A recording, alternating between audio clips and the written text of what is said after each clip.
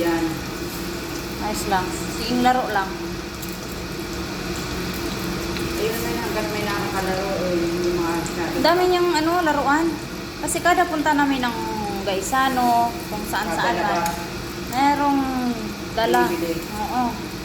Ang dami.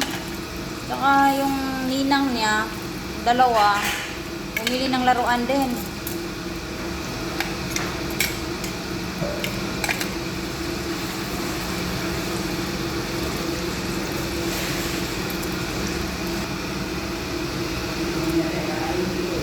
Diyan doon kasi ayaw.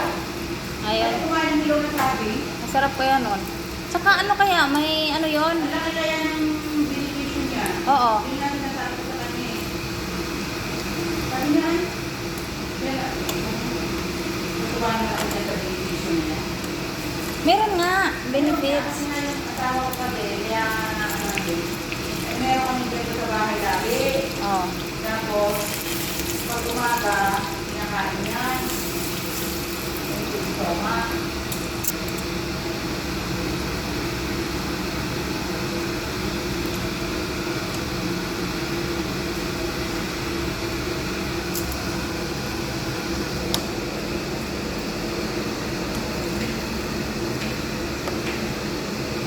Oo. 5:30 sa Pinas ah. Ano oras dito? Ha? 5:30 sa Pinas. 1:30.